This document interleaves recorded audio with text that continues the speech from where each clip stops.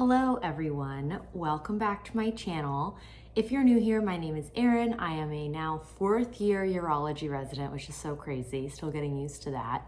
And I do videos on this channel about medical school, about residency and life outside of residency while in residency.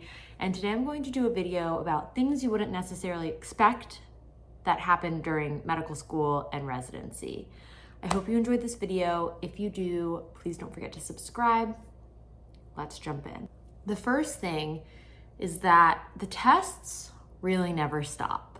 Not only do you have tests in medical school, and those consist of your general medical school exams, you have board exams, step 1 and step 2. You have your OSCE exams, which are your physical exams, and then you have your shelf exams, which are during 3rd and 4th year on your clinical rotations. They're at the end of your clinical rotations. So you have all those exams during med school. During residency, those exams don't stop. You have step 3, which is kind of the third of the board exams. You have in-service exams every year, which are exams that you have to pass that prepare you for the big board exam or the licensing board exam. And then after you graduate residency, you have the licensing board exam, and you have to retake that every, however many years. There's an oral portion and a written portion. And that really just shows that medicine is all about lifelong learning, and you have to keep on top of all that information. And so you get tested a lot, which is not something I think people expect. They expect it to be done once you kind of enter the workforce, and that's not true. The next thing is that residents don't get paid as much as you may think. Everyone thinks of being a doctor as having a good kind of lifestyle and getting paid well, which is true when you're a doctor for certain specialties, when you're an attending physician. But as a resident, you're not making, you're not going to make enough money to be rich. You make probably between $50,000 and $70,000 a year, depending on your program and everything like that. And that, at least for us, and I think most programs, increases per year. So every year that you're in residency, you get a raise. And so for my residency is 5 years, I get an increase in raise every year. But, people, you've probably heard this a lot, but people don't go into medicine for the money, because that's kind of an antiquated idea. The next is that the match process, is a big deal for medical students going into residency.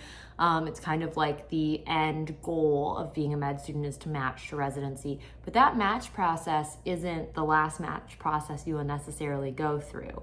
To match into fellowship is kind of a similar process with rankings and everything like that. So that match process doesn't just end after the match, it keeps going. And you still have to apply for things I always would think, oh, once I get into medical school, I'm good. Or once I get into residency, I'm good. But you still have to keep applying for things, jobs, fellowships, everything like that. There's a lot more applications to be done. The next is that medical school is way more self-guided than I think people think. At least my medical school was, and I know a lot of people who have similar structure to their medical school. My medical school, we had 2 hours of class and 2 hours of small group, whether the small group be group learning or anatomy lab or something like that per day. That's it. You have 4 hours of your day taken up, 8 to noon usually, and then the rest of the day is yours for you to do with what you like.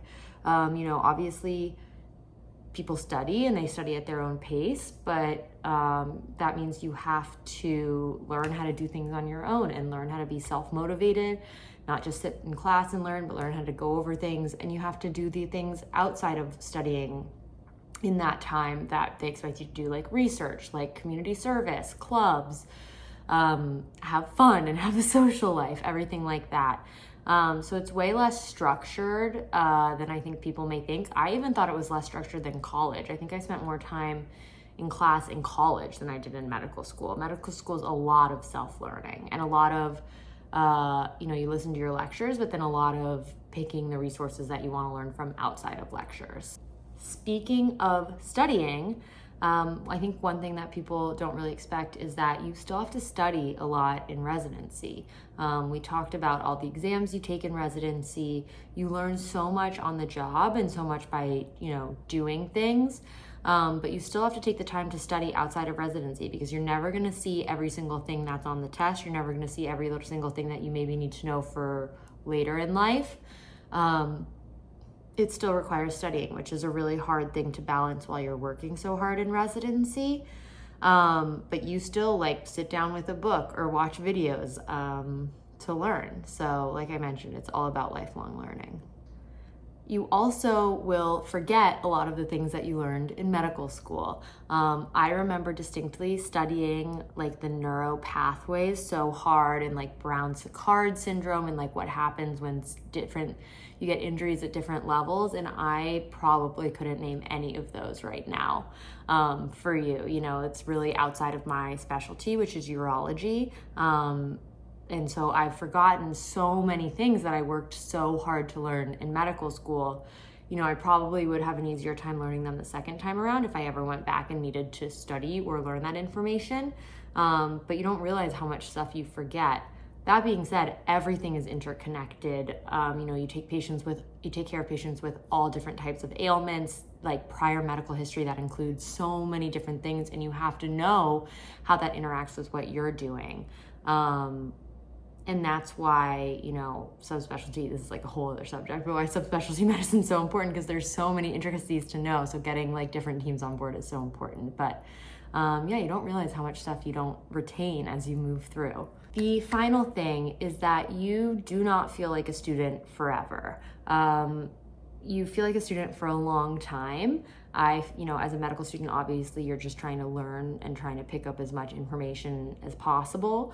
As the first couple of years of residency, you're still every single thing is kind of a learning opportunity, which is still true later on in residency, but you do feel like a functioning physician at some point. I think this year is kind of the first year I've felt like I can contribute in a meaningful way to a discussion about a difficult patient.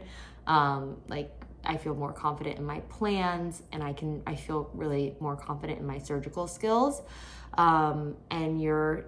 Which is what's important because you're starting to move towards the end of your residency where you're starting to become, think about jobs and becoming an attending.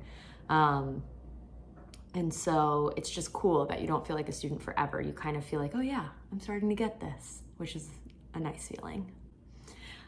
I hope this was fun. This was fun for me to do. Let me know if you guys are in medicine and you think of other things that happen in medical school and residency that you don't expect. I hope you guys enjoyed this. I'll see you next time.